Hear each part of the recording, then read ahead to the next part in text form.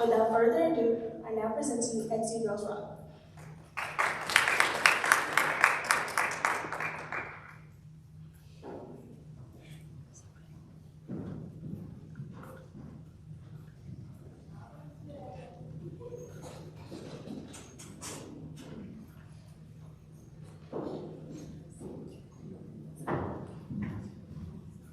Good evening, everyone. How are we feeling tonight? Good, good. My name is Jasmine Bush, and I currently serve as Miss Junior. So we're going to start off with our Community Service Award. Community service is a term that we use as Xavierites, and we are quite familiar with it. It is defined as volunteer work intended to help people in a particular area. And as Xavierites, we are taught from the very first day we step foot on this campus that it is essential to our university. The work we do is much more than any service day or project. Most of it all is touching the hearts of people on campus and in the New Orleans community. Over time, our interactions become part of a rich legacy that we will cherish for years to come. The Community Service Award highlights an individual whose contributions to the community have been exceptional and has enhanced the image of the university. This year's award goes to Tiffany Luna. Congratulations, Tiffany. Tiffany's not here, but we will make sure her award is given to her. Thank you.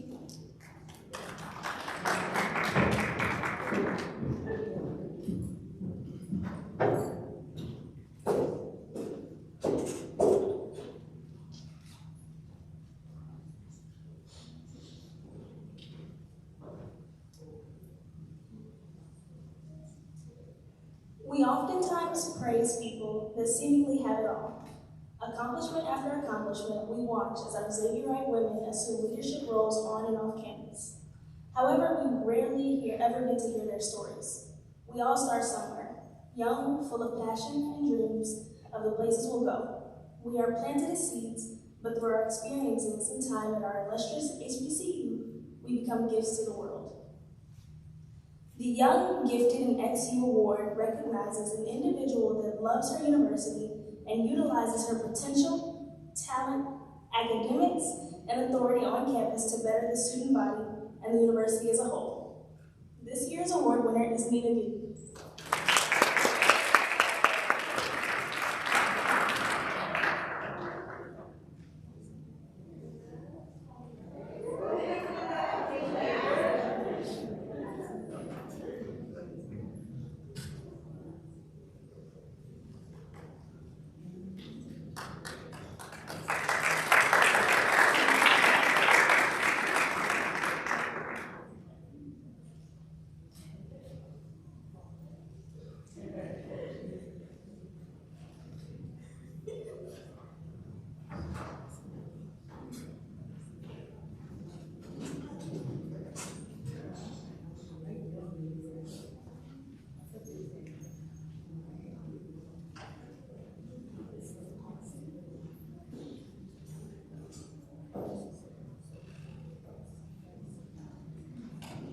Good evening, everyone. My name is Jordan Lewis. I serve as Miss Evie on the World Court. As little girls, we always dreamed of the day when we became women and called all the shots. As adulthood got closer, we then called on to our childhood for dear life.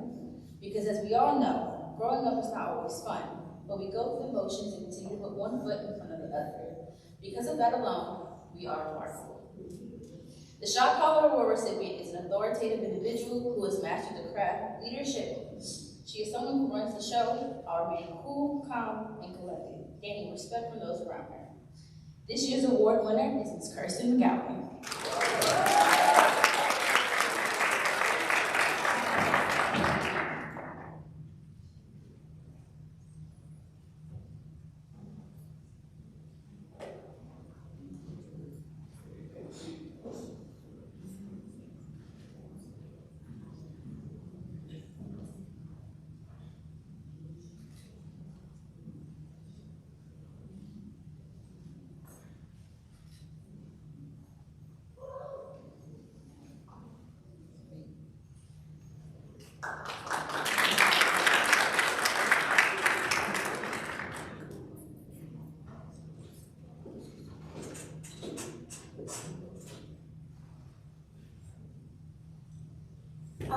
introduce our first speaker, Dr. Adriel Lawrence Pinckney. Adriel Lawrence Pinckney, PhD, is a native of New Orleans, Louisiana. She is retired from Southern University of New Orleans following 34 years of service. She has traveled the nation as a facilitator, faculty member for the ECMC Foundation for over 15 years, where she served on 3 training teams.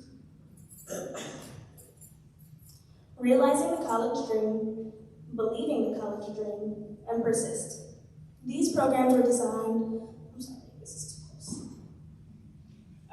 These programs are designed to provide counselors, teachers, and community leaders various retention strategies to encourage students to plan for college and help them persist through graduation. Please help me welcome Dr. Pinckney.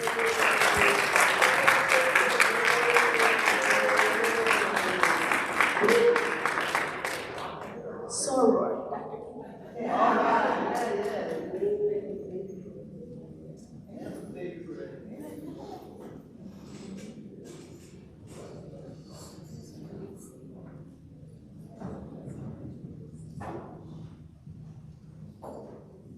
I simply have to say that I am honored to be your speaker tonight. I actually grew up at Xavier University. Exactly. I grew up and grew out here. As an undergraduate, I was here for 4 years, and then following that, I worked 18 and a half years at Xavier University. So I can't begin to tell you the honor and the privilege that I have for being asked to come back and to serve as your speaker tonight. I certainly would like to thank my soror Kirsten, Miss Xavier, for your invitation. And I also would like to thank Sharon Godfrey, and Sierra Blanchard. Because I know just because you invite somebody doesn't mean they have to come. You have to have approval. And they certainly could have said, not her. So I appreciate being here. And also I'd like to thank my sorors and friends who come out tonight to support me and to be cheerleaders. So if you guys don't say anything or hear anything you like, don't worry, they're going to applaud. They're going to celebrate, even if I say bye, bye, bye, bye. That's just what friends do. This is indeed an honor for me. Like many of us here, I have been following the confirmation hearings for my soror, Ketanji Brown Jackson. Yes. And I have been alarmed at what I've seen and what I've heard. And on many occasions, it simply brought out the worst in me. And so I brought my own soap. In the event I have to wash my own mouth out. Because some of the things we've been hearing and some of the things we've experienced this week, she certainly does not deserve. Please, if you would, allow me to share with you my version of what has been happening in Washington, in the United States Capitol this week.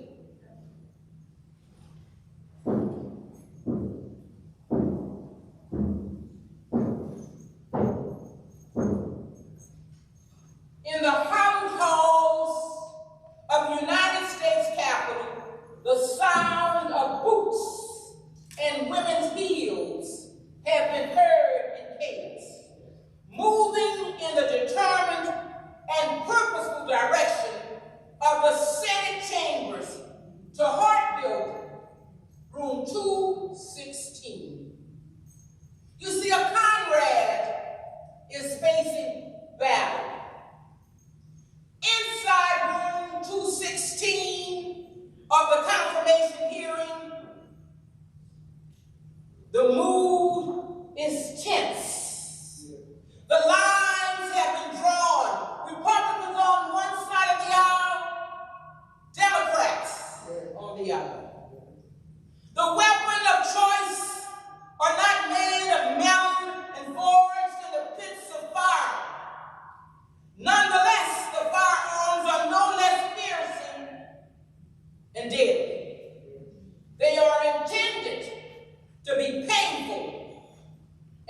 destructive. You see, the weapons used for this battle is the tongue. The power of the tongue is to dehumanize, debase, and they're using brutal words and terms.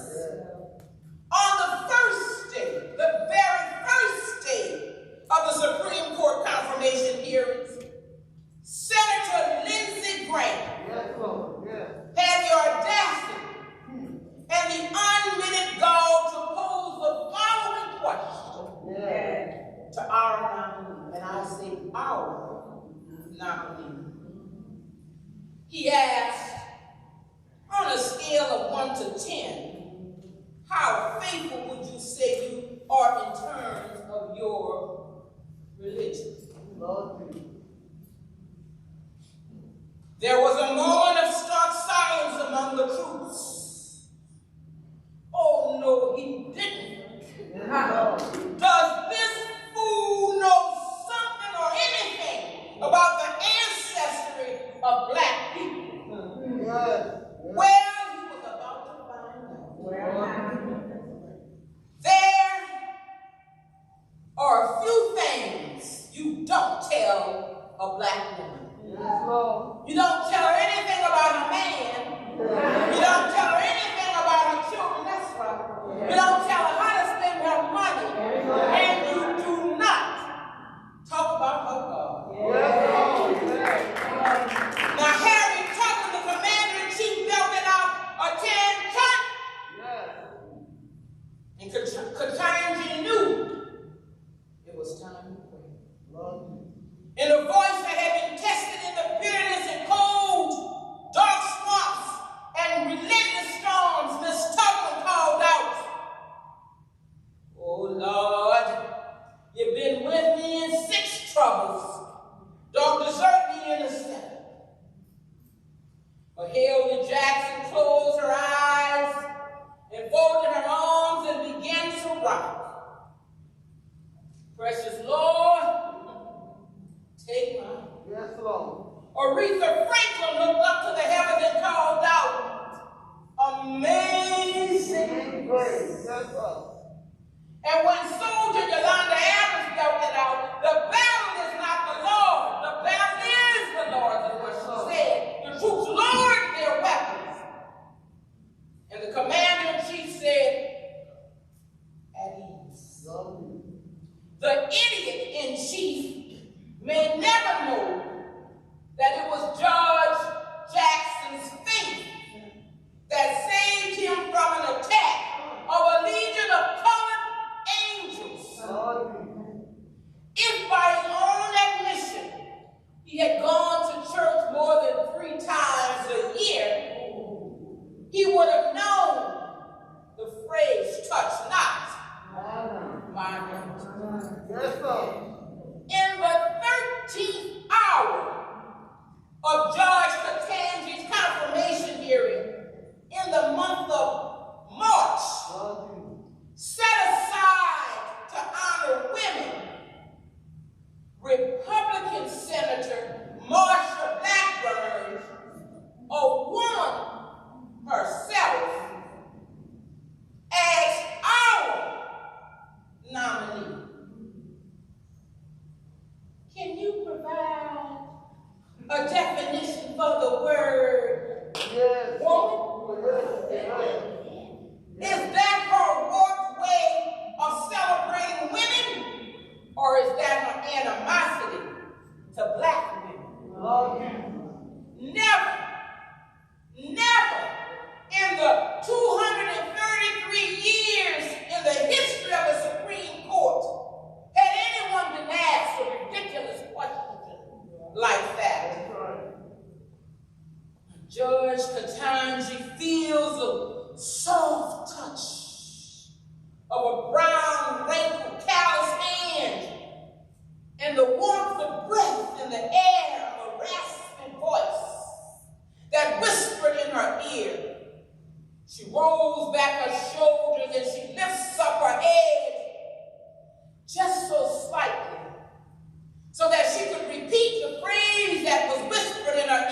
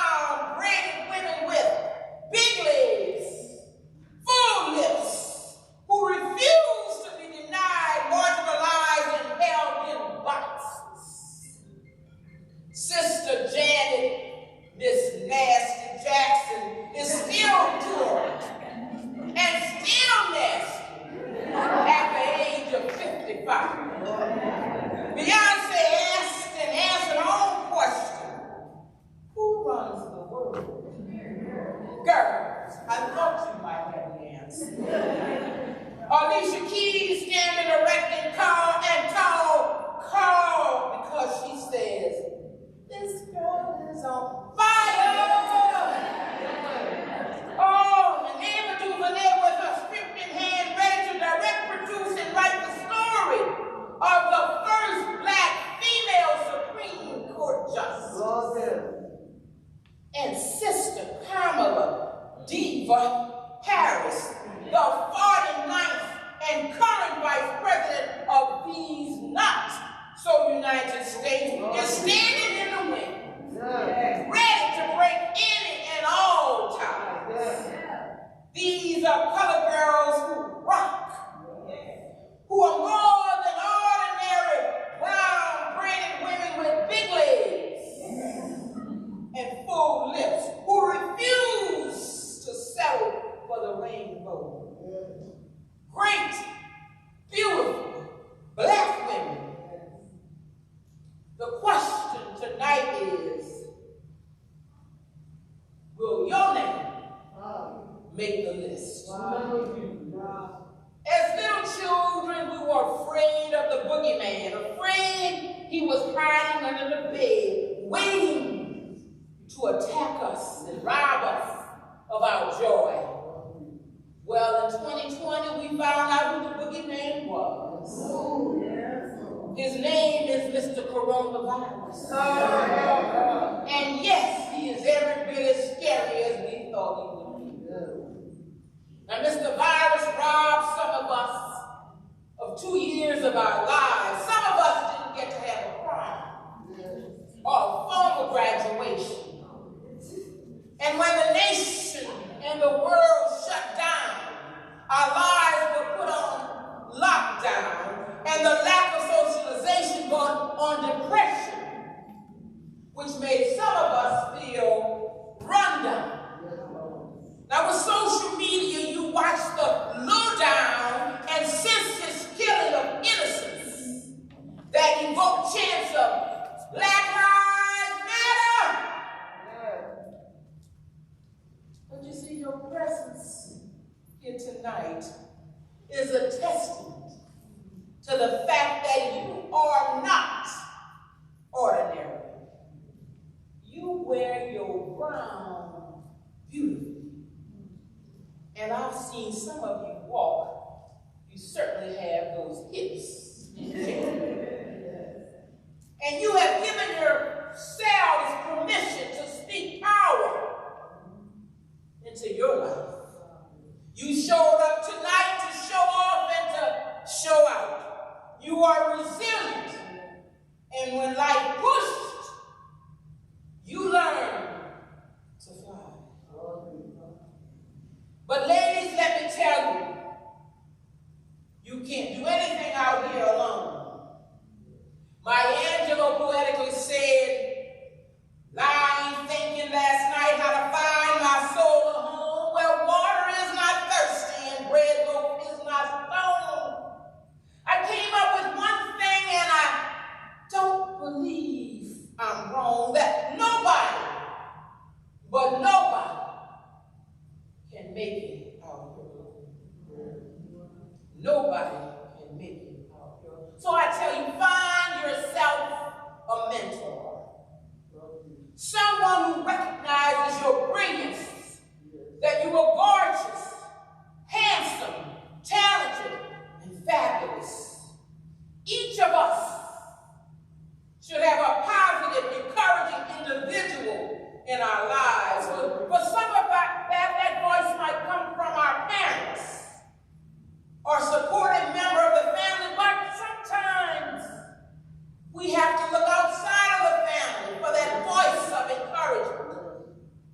If your strength came from your coach, stay connected. Love you. If you find it in your music teacher, get reconnected. Yes.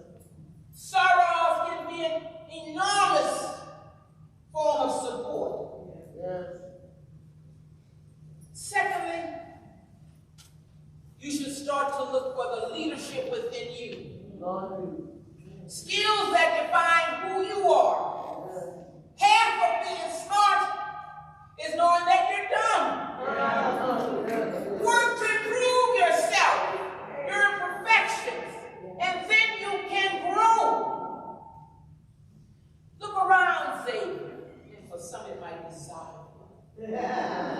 I know there are some who have another pronunciation. But look around this community and find someone you can mentor. Help others find their strength and provide for them the insight that somebody poured into you. You can better appreciate this journey when you pour into somebody else. I want to also tell you to tell your story and tell who killed you. I'm proud to stand here tonight and say that I am a first-generation college student. I didn't know what a GED was from a PhD. It took me so long to get the PhD, my brother said, my God, you must be riding the smallest yellow bus God ever. That's all. My dissertation is entitled, it starts with broken and deferred. I know resilience. I, in fact, am resilient. It took me nearly 15 years to complete the requirements for my terminal degree. So he was a little yellow bus. And it was during this experience that I encountered many valleys and mountains seemed to encompass every turn. I have laughed over the twinkling stars and barren lands, tasted snow from rippling streams, eaten fruit from barren trees. I have been places my friends can only read about and dined with people who park yachts and planes in their backyards. And only one word can describe this journey. The word is people. Yes, people. Wonderful, caring, supportive people make dreams possible. People make valleys bearable. People point out the rainbows in the storm. And people provide the pat on the back that allows you to stay the course. My wilderness experience has provided me some great insight into who I am. But more importantly, whose I am. I am not your ordinary, brown, braided, black girl with big legs and full lips.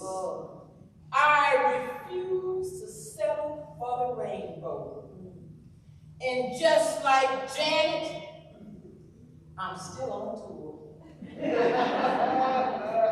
I promise you I wouldn't trade my journey for anything.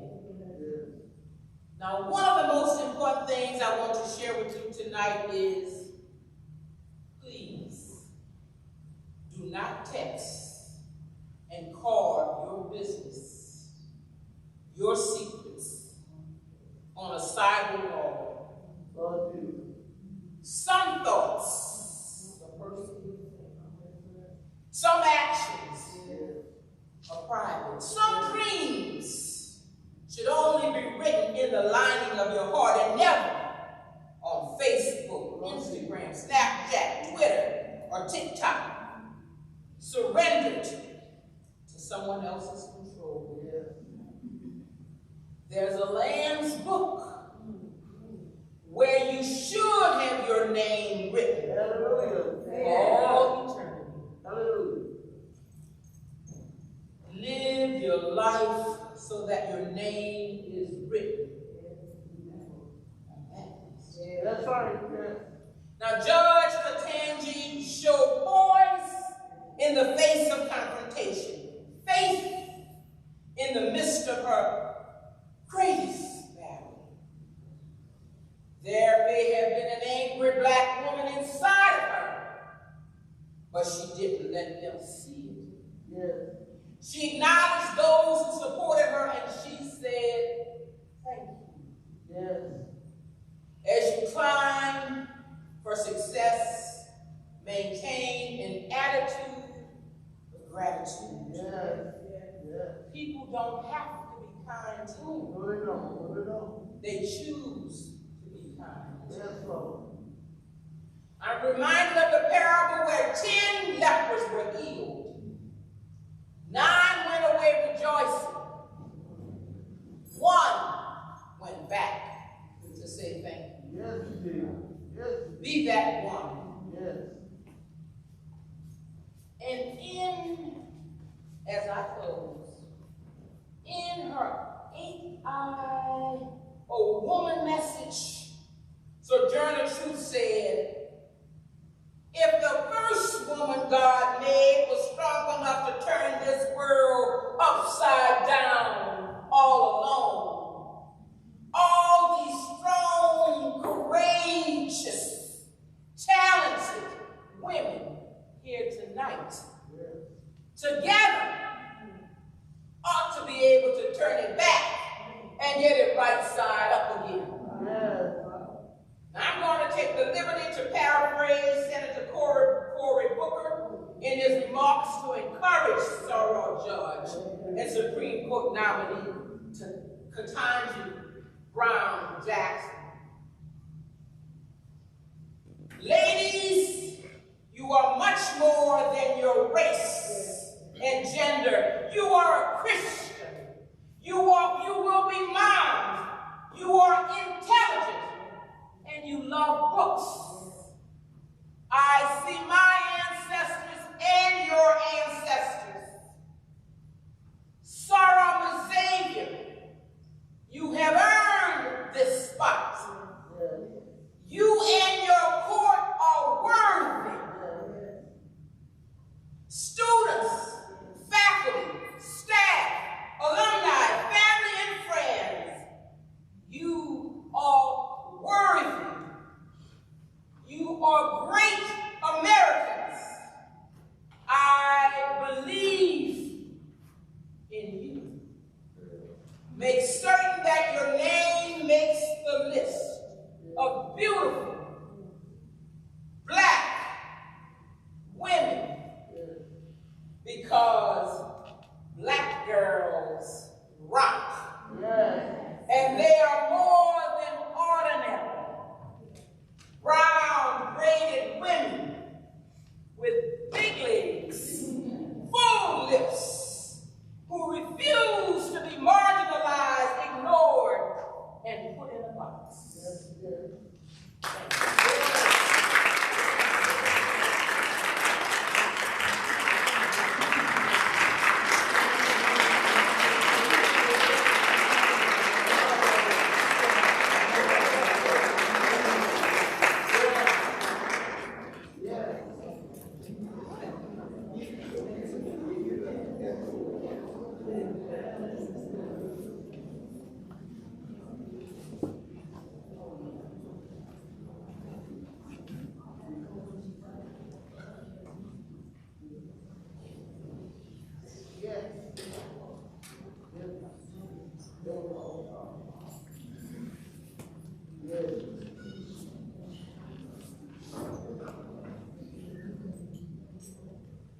Thank you for that lovely speech.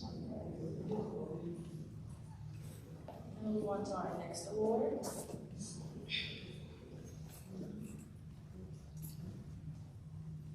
The Standout Award honors an individual that exudes well-roundedness. She never goes unseen and stands out with greatness in every setting. This year's award winner is Brianna Sunshine Jones.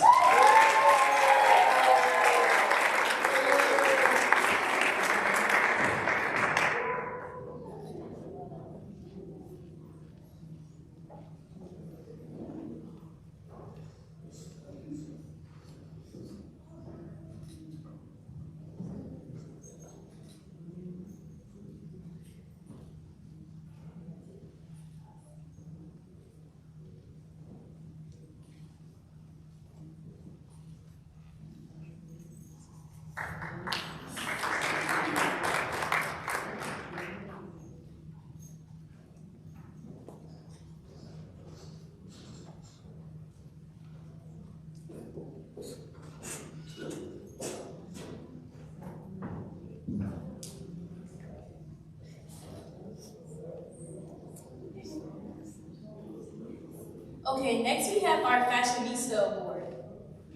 We have all heard the phrase, when you look good, you feel good. As HBCU students, we were denied the opportunity to express ourselves fashionably for nearly 2 years, thanks to our dear friend, COVID-19. As the resilient women we are, when the world began to open up, we continued to step out. The Fashionista Award highlights an individual who expresses herself creatively, artfully, and beautifully through her wardrobe. The powerful messages of her threads match her vibrant personality and contributions to Xavier University. This year's award winner is Jaya Price.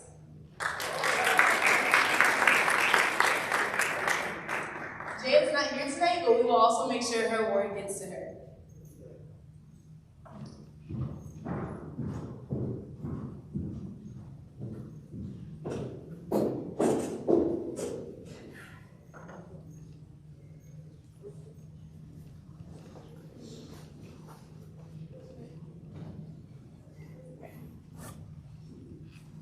Okay, so I'm gonna need you all's help. Please don't play me sing. I love my agent for my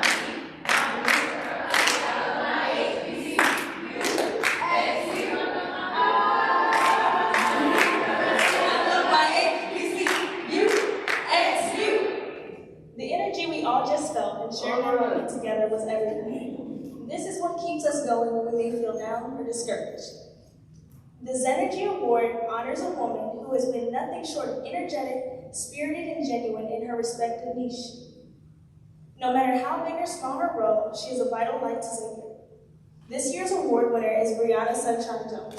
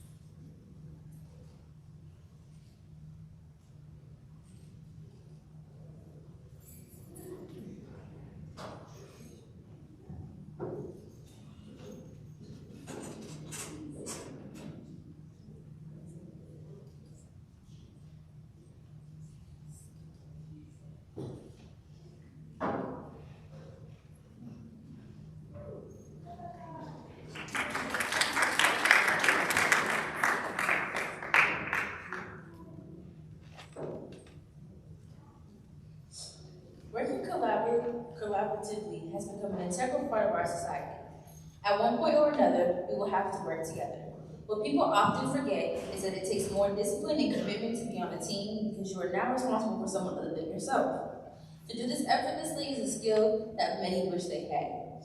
The Star Player Award recognizes the individual who is extremely talented athletically and academically. She encompasses the positive attributes of a good leader, both in the classroom and in her respective sport. This year's award winner is my fellow and wonderfully amazing queen, Jasmine Bush.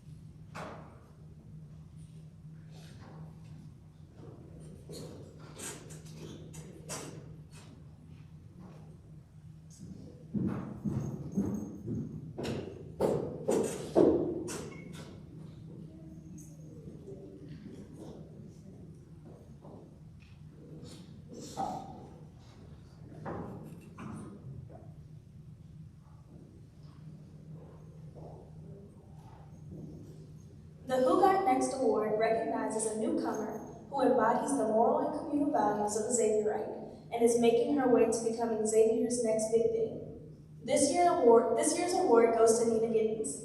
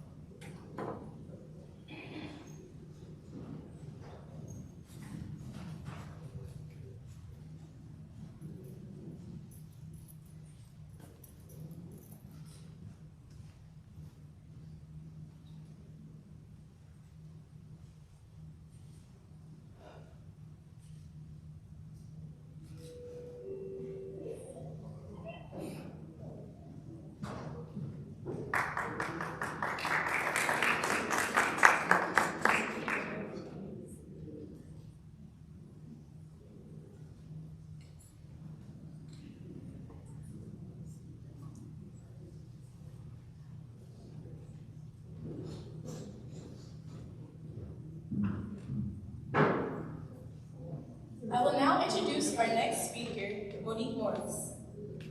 Monique W. Morris, EDD, is an award-winning author and social justice scholar with 3 decades of experience in the areas of education, civil rights, juvenile, and criminal justice. Dr. Morris is the president and CEO of Grantmakers for Girls of Color, the nation's only philanthropic intermediary explicitly focused on resourcing movements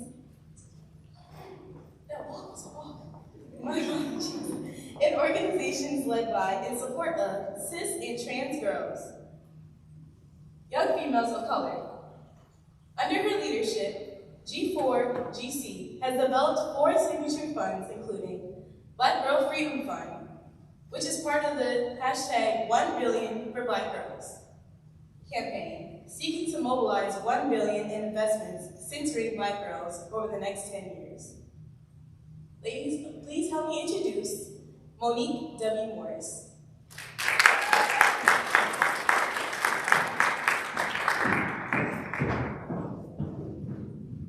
All right, good evening. Y'all still here? Good evening. I came late. I came right off the plane to be here with you today. Please forgive my casual attire. I so celebrate you all and want you to know that this casual nature is, yes, all me, and that's what it is, but also that I deeply appreciate and celebrate your awards tonight, and I'm so grateful to be able to share some words with you here today because I am the author of several books, 2 of which we made available, Push Out the Criminalization of Black Girls in Schools and Sing the Rhythm, Dance and Blues, Education for the Liberation of Black and Brown Girls. We know that education is a critical protective factor against contact with the juvenile court and criminal legal system. We also know that education is the passport to the future, for tomorrow belongs to those who prepare for it today. And those were words that were given to us by Malcolm X. And so when we think about how we engage our knowing, how we engage who we are, what we do, we bring our fullness to this work. I bring my fullness to the work at Grantmakers for Girls of Color. I bring my fullness to the literature that I produce. And I bring my fullness to you today, on this day, which is the day that we commemorate the survivors and descendants of the transatlantic slave trade. This is the first I've heard of this being a day for us to have a moment to honor our ancestors whose labor built these spaces that we frequent, whose spirits live in us, whose wisdoms we take and share and continue to move into our communities. And all of this is important. All of this is important, especially when we have a society that tells us that we don't belong.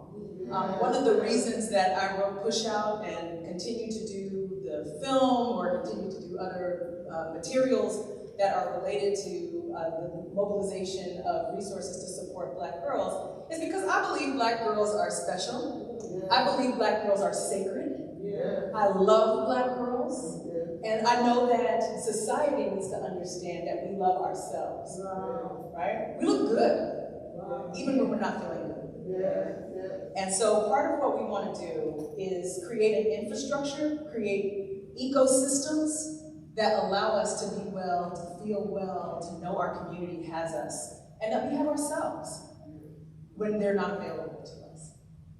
So I come to this work as a former Black girl who started mobilizing and organizing when I was 16. I come to this work as a mother of 2 Black girls.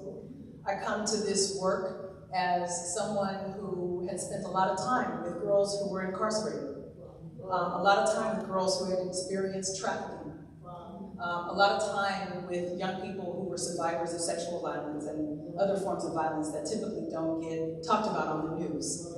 And so it's important, I think, for us to know that there are always folks in the room who remember us, right? Who know what it is to walk in Black girl bodies, who know what it is to have your body objectified, who know what it is to have your hair scrutinized, who know what it is to have your behaviors read as problematic or your attitude as a problem when really you're just expressing your dissent or because you're paying attention, right? And you have the courage to speak up. So I want you to know that there is a community of people who are actively engaged in trying to move money to support organizations that are doing this work, but also trying to shift how we think about Black girls, right? How we think about Black girls in schools, how we think about Black girls in other spaces that allow for a deeper understanding of what our possibilities are. So many of us are told from a very early age that we're not worthy, that we're not able, right? And, you know, I rejected that from the beginning. So, you know, I hope you reject that too, because it is not something that is our truth. Our ancestors knew that. Our ancestors were told that their bodies were public. From a very early age, Black girl bodies were treated as disposable. And it's something that we continue to fight today. When we launched the 1 Billion for Black Girls initiative, it was a demand for philanthropy to move $1 billion to Black girls over the course of 10 years. My organization runs the Black Girl Freedom Fund, which is one part of the 1 Billion for Black Girls. And we demanded that because right now, about $5 goes to each Black girl or girl of color, even broader than just Black girls, in the United States. $5. $5. That is a woeful underinvestment. And yeah, there's more that we can do beyond investing money, but you know, I'm in philanthropy, so where the money? I want money to move to organizations that are doing work to support your brilliance, so that our successes are not in spite of what we've been through, but because of what we have in our communities. That's right. We have to shift our framework, our understanding about who we are, our understanding of what constitutes our communities, and our ability to know that we are not only capable, but we're supposed to be there. We have, as Black girls, I say this, you know, everywhere from the White House to, you know, detention centers. You know, Black girls have a unique ability to articulate justice because you are uniquely positioned to see all the places where it is not present. Hold on to that. Know that that is like our superpower, right? We have this ability to locate justice where others don't. We have this ability to understand and recognize what's possible when people don't see another way. Our mamas make a way, our grandmamas make a way, we make a way, right? And we've done it with very little investment. And that's what we want to change, right? I want you to do it with investment. Because imagine what we can do with money, right? Imagine what we can do. We know what to do without money. Imagine what we can do if we have some resources at our disposal. So that's part of this campaign that I'm a part of, that, you know, is part of the larger body of work that I'm committed to. And I wanted to share that with you today, because as we stand on these, you know, in these spaces on a day that is meant to commemorate the trafficking of our ancestors and the exploitation of our ancestors, it's important to know that not only did they survive this, but they left with us tools to reshape understanding about who we are and who our descendants are and who our people are. They left us with this. And so we have to keep it, we have to hold it, and it's not just a thing to have and hold, it's a thing to apply. Right? Once you have this information, you can't say you don't. That's why I wrote Push Out. I was like, yeah, Black girls have been experiencing a particular type of exploitation and problematic engagement with schools for a very long time.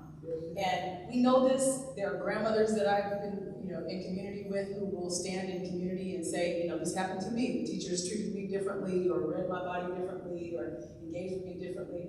And it's not necessarily new.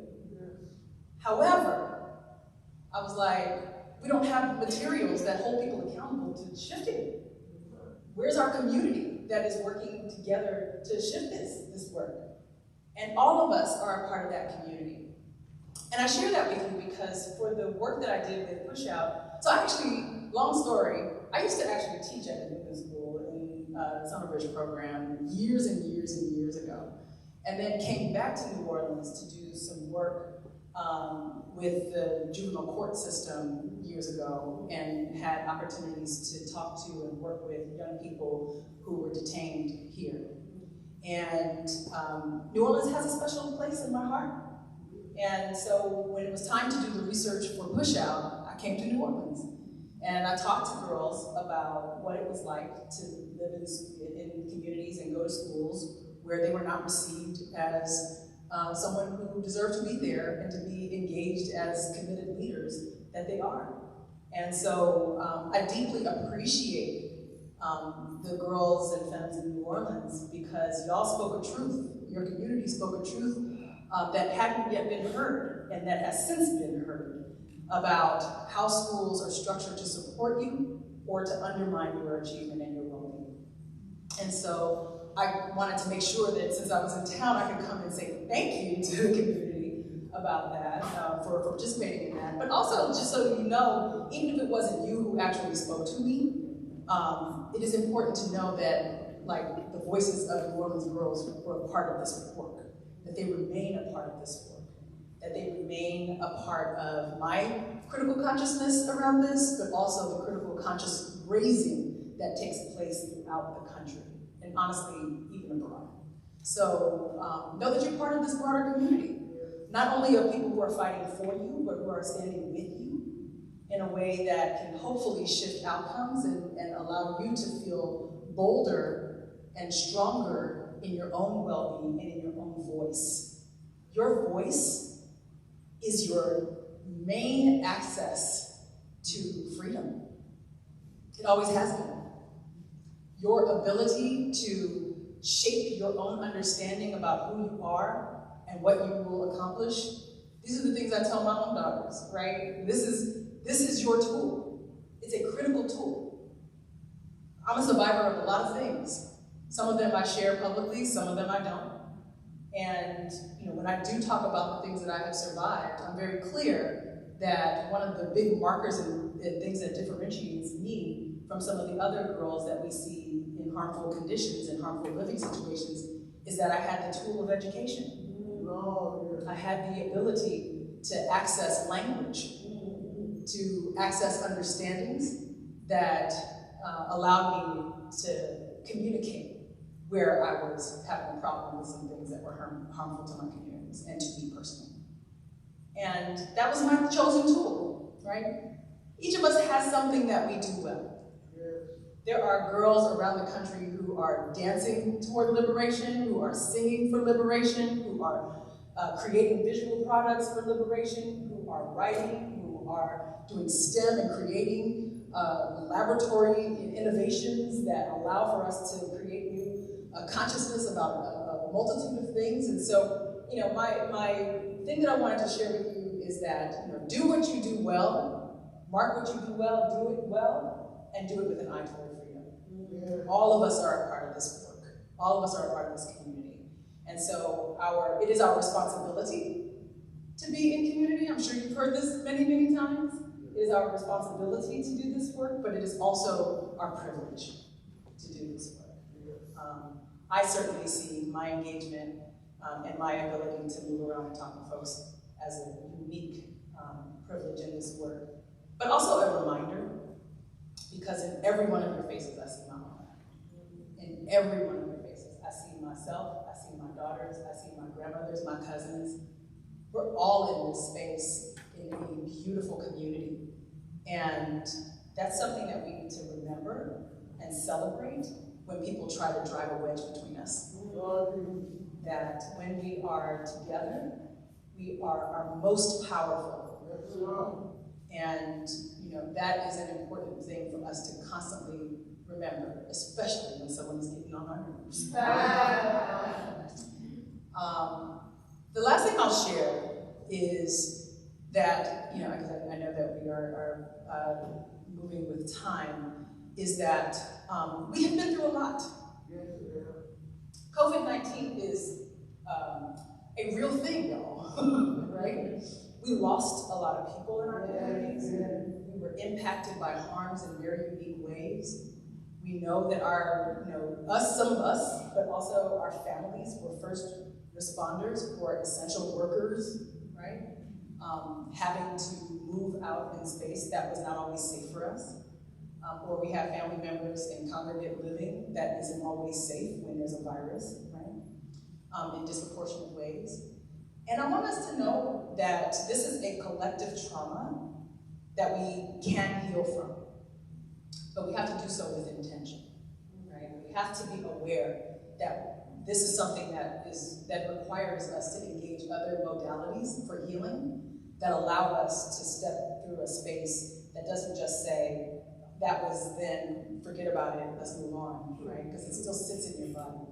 But to actually acknowledge that pain and acknowledge that courage and acknowledge who is now an ancestor as a result of it, and engage them in our own well-being as we move forward. So, COVID-19 is still here. We have a lot of conversations with folks about how to ensure safety in our communities.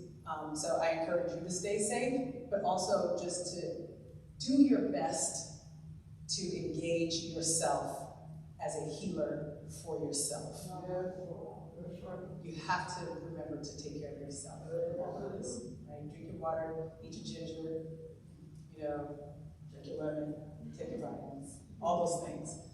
But also sleep, breathe, and understand that COVID for Black women and girls was not just a unique thing, that it actually was compounded by the layers of oppression that our communities experience every other day. And so knowing that, it requires us to be in community a little differently. It invites us to be in partnership a little differently, even with ourselves, but certainly within our friend groups and our communities. We always have had each other in times of crisis, and that has not changed at all. But what we need to make sure we remember is that in all of this work, just skipping over the healing process doesn't do a service, doesn't do us well. That we have to address those things that cause harm in a very real way. Yes, I'm talking about it in COVID terms, but I'm also talking about other policies and social conditions that also cause harm in our communities, and that we know to have a viral impact on our well-being and our capacity to be full and whole and well. So I wanted to be able to give thanks. I wanted to be able to share my deep appreciation for you and your communities. I wanted to make sure that I had some opportunity to share with you all why I write what I write, and why it's important for me that we're in community with each other in this work. But if I can ask you to engage me just a little bit, I need all of you to say out loud, I am sacred and loved. I am sacred and loved. Can we say it all together one more time? I am sacred and loved. Know that. That is a truth. Yes. Thank you so much.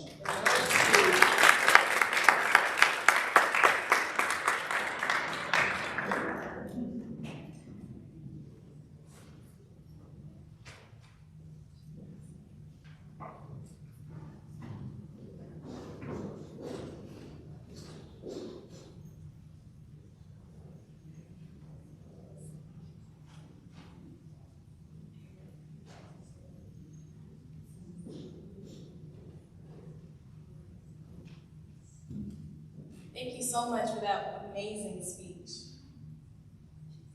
Okay, next we will have our Mrs. Francis Iconic Living Legend Award.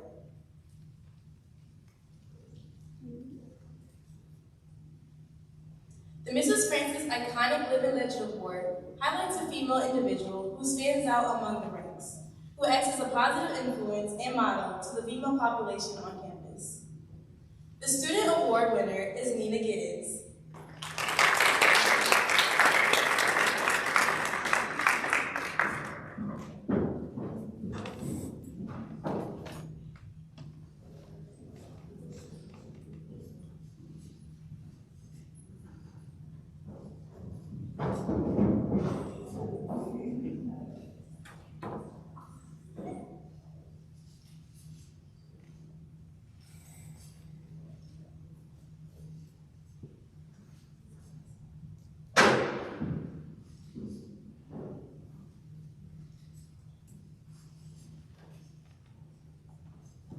And our faculty staff winner is Ms. Danette Lewis.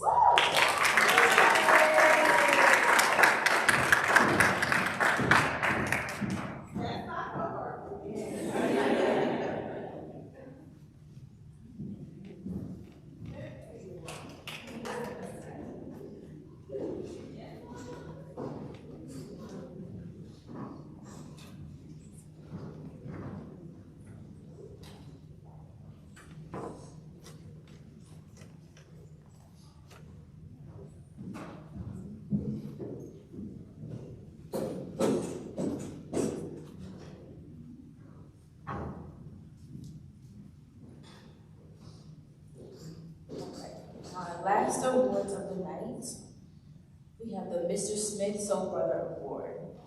The Mr. Smith Soul Brother Award highlights a male individual who stands out among the ranks, who acts as a positive influence and model to the male population on campus.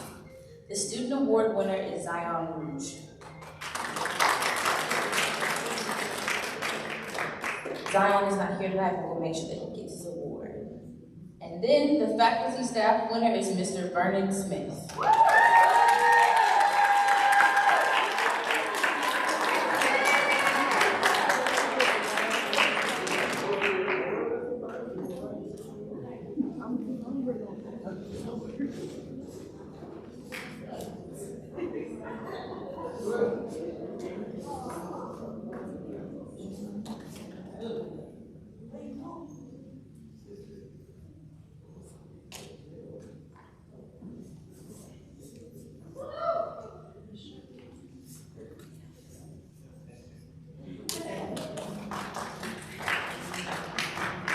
All right, and I believe that concludes our event. I want to say thank you to everybody for coming out, and one more round of applause for our winners and our lovely ladies in your schools.